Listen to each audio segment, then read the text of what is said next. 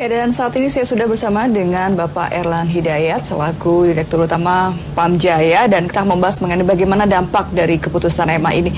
Pak, bagaimana mungkin bisa langsung ditanggapi terkait dengan putusan Mahkamah Agung mengenai kebijakan menghentikan kebijakan swastanisasi air ini? Yang pertama tentu kita mesti hargai dan taati ya keputusan Mahkamah Agung sebagai sebuah keputusan yang berkekuatan hukum tetap. Ya. Yang kedua, esensi keputusan itu kalau bagi PAM Jaya kami melihatnya bahwa sebuah keputusan yang tegas, tegas di sana ada ketegasan, tapi juga di dalamnya terkandung kebijakan yang sesuai dengan kondisi yang terjadi sebetulnya di Pemprov DKI Jakarta. Keputusan tersebut bagi kebanyakan orang berarti sekedar menghentikan kebijakan swastanisasi, berarti putuskanlah kontrak dengan yang swasta yang saat ini mengelola. Putuskanlah kontrak itu. Tapi kalau kita telah lebih lanjut, sesungguhnya yang pertama Mahkamah Agung hanya mengabulkan sebahagian dari gugatan para penggugat. Artinya implisit bahwa kontrak tersebut bisa berjalan, tapi kebijakan swastanisasinya tidak bisa terus-menerus seperti itu. Itu yang saya lihat. Seperti itu ya. Nah, kalau bicara mengenai swastanisasi ini maksudnya seperti apa sih? Apakah selama ini artinya PAM Jaya seperti lepas tangan gitu menyerahkan kepada swasta untuk mengelola air? Mungkin ada pendapat seperti itu bagi sebagian masyarakat, persepsinya seperti itu, Pak. Atau bagaimana, Pak Erlan? Bentuknya konsesi. Bentuknya konsesi. Konsesi artinya sebuah wilayah diserahkan kepada suatu pihak ya. Di sisi timur kita serahkan dulu kepada Thames PAM Jaya, sekarang kita kenal dengan Aetra. Di sisi barat kita serahkan kepada Palija, sekarang masih Palija ya. Jadi karena sifatnya konsesi, maka apapun yang terjadi di wilayah tersebut itu pengelolaannya ada di mitra swasta. PAM Jaya menjadi lembaga pengawas, supervisory body untuk kedua mitra tersebut melaksanakan pekerjaannya. Jadi kita tidak paralel. PAM Jaya berada di atas kedua mitra tersebut. Nah, kalau ada permasalahan yang terjadi di kedua concessional area tersebut, sebetulnya ya betul mitra mungkin tidak perform atau salah ya. Tapi yang lebih salah lagi sebenarnya PAM Jayanya.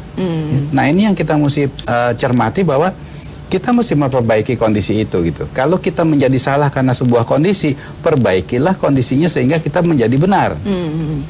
Ini yang kita mesti pahami ya. Iya, itu yang seharusnya terjadi begitu ya. Oke, nah artinya dengan kondisi ini apakah menghentikan kebijakan swastanisasi, kemudian di dampaknya seperti apa sih? Kan kalau orang melihat apakah dengan yang sekarang swasta ini banyak hal yang misalnya gini, ada mengatakan airnya mahal, kualitas airnya buruk gitu. Katanya tidak mampu untuk mencukupi kebutuhan air bagi warga Jakarta. Nah, ini bagaimana? Apakah yang bisa dilakukan kemudian oleh PAM Jaya? Oke, ada 3 hal tadi ya. Jadi yang pertama tentang kecukupan air, yang kedua tentang harga, yang pertama tadi tentang kualitas airnya juga. Kualitas airnya. Tentang kecukupan air begini, saya jawab yang ketiga dulu. Peraturannya mengatakan setiap air yang mengalir melintasi lebih dari satu provinsi, tanggung jawabnya bukan ada di pemerintah lokalnya. Lokal saja. Tapi adanya di pemerintah pusat. Kalau sudah antar provinsi ya. Dan di Jakarta ini kita punya 13 sungai. Yang terkenal sekali Ciliwung yang membagi Jakarta menjadi timur dan barat tadi. Itu juga melintasi lebih dari satu provinsi. Ya, Jawa Barat ke DKI Jakarta.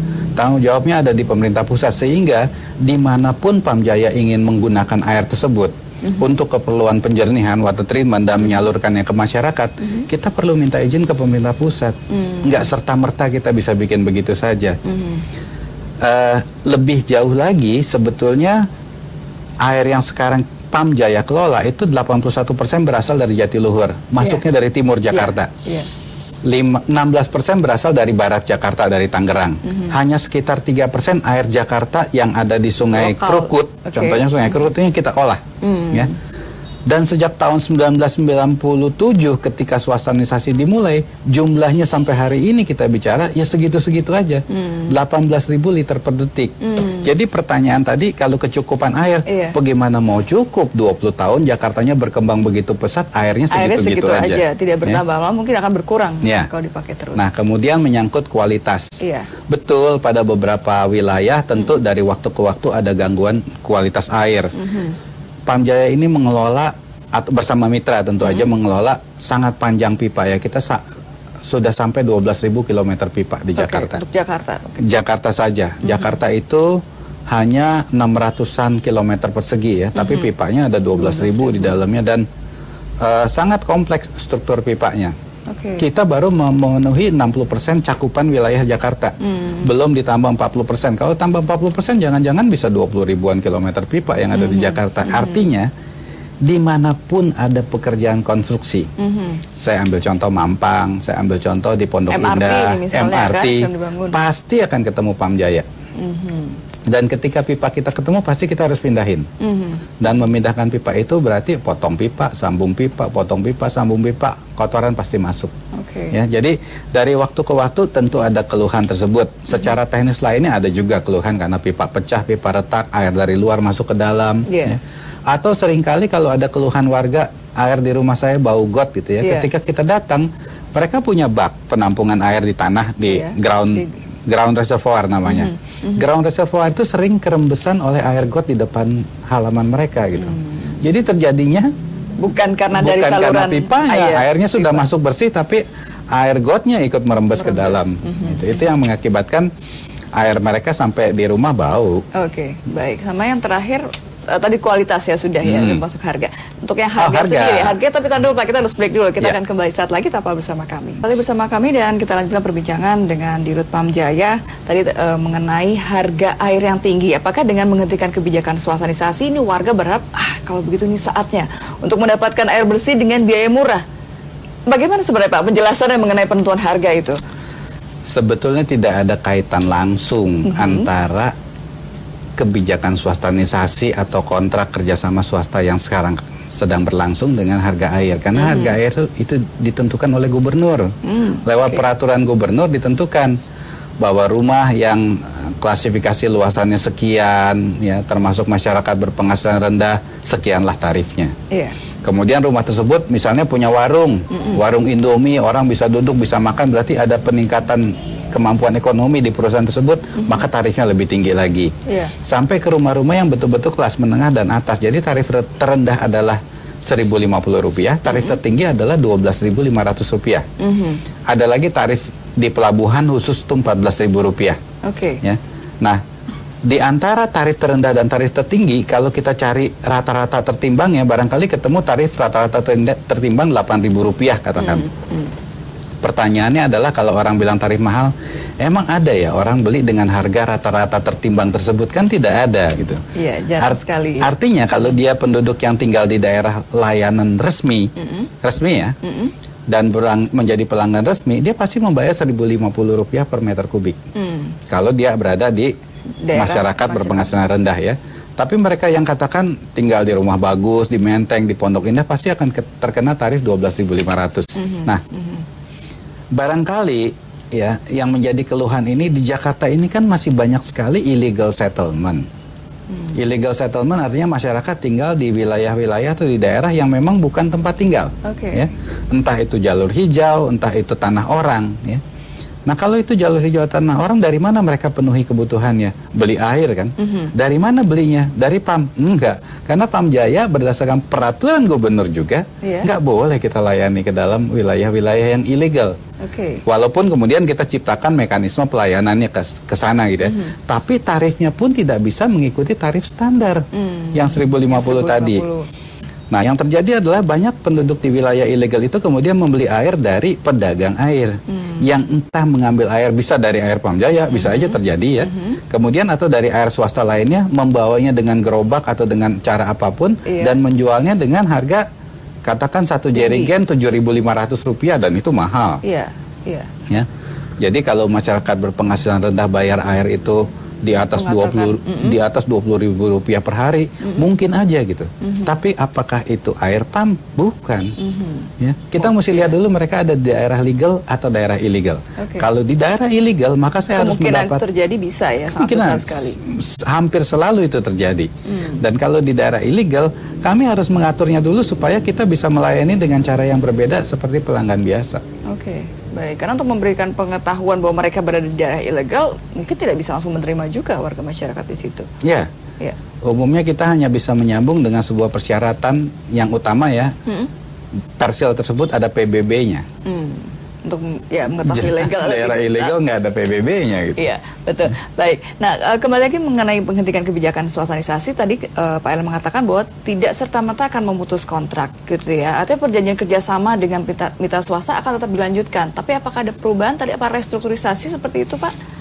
Oke, agak panjang, tapi saya akan coba jawab sesingkat mungkin ya. Baik. Latar belakang swastanisasi itu kan karena kondisi negara kita yang belum mampu ketika itu. Kita masih pinjam duit kepada Bank Dunia, ya, pada OECF Jepang ya. Dan memang salah satu trennya pada tahun-tahun tersebut sebelum tahun 97, ketika kita dikasih pinjam uang, mereka akan paksakan supaya pelayanan publiknya diswastakan. Supaya apa? Beban dari APBN kita itu berkurang. Kalau bebannya berkurang, maka kita bisa mampu melunasi pinjaman itu dengan baik. Nah, swastanisasi menolong itu. Ya. 10 tahun kemudian, banyak negara menyadari bahwa pelayanan publik yang lain itu bisa diswastakan. Tapi air kelihatannya tidak bisa. Itu sebabnya 10 tahun kemudian banyak negara melakukan remunisipalisasi pelayanan publik. Diambil balik itu pelayanan publik. Negara. Kita ini terlambat, kita senang ribut, kita senang diskusi, kita senang adu argumen. Akhirnya kita melalui proses pengadilan. Masuk tahun 2012, baru tahun 2017 selesai. Ya. Artinya kebijakan swastanisasi tidak boleh gitu. Kalau kita harus menunggu 5 tahun, kalau saya harus menunggu 5 tahun, maka saya kehilangan kesempatan melayani apa yang saya sudah kerjakan dalam 2 tahun belakangan ini. Contoh, Marunda Kepuh kita layani. Itu apa? Daerah legal itu. Tapi kita layani gitu. Kita layani dengan sebuah mekanisme yang disebut master meter. Rorotan, Kamal Muara, Muara Baru ya, Muara Baru, kemudian dan Mogot, itu semua kita layani. Dan satu hal yang kita perlu pahami bahwa harusnya saya nggak boleh melakukan pelayanan itu. Karena ini konsesi wilayah orang. Ya. Tapi kok swasta itu mau? Ya kalau kita bicara baik-baik dengan mereka, kita jelaskan bahwa semua orang perlu air, mereka juga paham kok. Dan ini terjadi. Inilah yang saya maksud dengan restrukturisasi. Langkah ini kemudian kita akan formalkan dalam bentuk perubahan komplit, perubahan total terhadap perjanjian yang sekarang ada. Sehingga sesungguhnya kita sudah melakukan perubahan kontrak itu jauh sebelum ada putusan MA. Artinya, kalau MA memutuskan kebijakan swastanisasi tidak boleh lagi gitu. Udah lama kita lakukan tidak boleh itu. Ya. Kira-kira begitu kondisinya. Baik, karena kan kalau tadi kata tidak mungkin menghentikan kerjasama karena ada kontrak yang berjalan sampai tahun 2023. Begitu. Karena ada sanksi yang akan diperoleh oleh Pamjaya begitu ya Pak. Mungkin bisa dijelaskan seperti apa? Jadi begini, setiap kontrak itu kan sama-sama kayak dua pihak atau beberapa pihak masuk ke dalam sebuah ruangan. Dan setiap kontrak pasti akan mengatur siapa yang keluar duluan dan bagaimana cara keluarnya. Itulah esensi daripada komitmen kerjasama gitu. Dan di dalam perjanjian kerjasama kita juga ada. Boleh kok diputusin mitra swasta, boleh asal bayar, katanya. Nah, asal bayarnya ini kita pahami, bisa karena kesalahan salah satu pihak, bisa karena perubahan peraturan, bisa juga karena keinginan Pamjaya untuk udah saya beli balik aja semuanya. Tetapi semua itu ada ongkosnya, minimal antara 1,4 triliun sampai dengan 1,9 triliun baru sebelah tuh. Baru Jakarta belahan barat atau Jakarta belahan timur ya. Kalau dijumlahin dua-duanya maka kita akan bisa keluar duit di atas 3 triliun untuk keduanya. Boleh aja kalau kita mau putus. Tapi saya melihatnya begini, ini yang saya maksud dengan kebijakan di dalam putusan MA. MA mengatakan bahwa tidak boleh ada kebijakan swastanisasi. MA tidak mengatakan putus kontrak. Saya yakin MA paham betul akan peraturan yang ada sekarang bahwa kerjasama sama swasta di bidang air boleh kok. Cuman jangan dari hulu sampai hilir. Pisahkan itu mana yang swasta boleh, mana yang tidak. Dan ke arah situlah Pamjaya berjalan. Pak Ellen, terima kasih telah bergabung sama kami. Dan pemirsa juga terima kasih atas kebersamaan Anda. Jangan kemana-mana, tetaplah bersama kami di JAK TV. Sampai jumpa.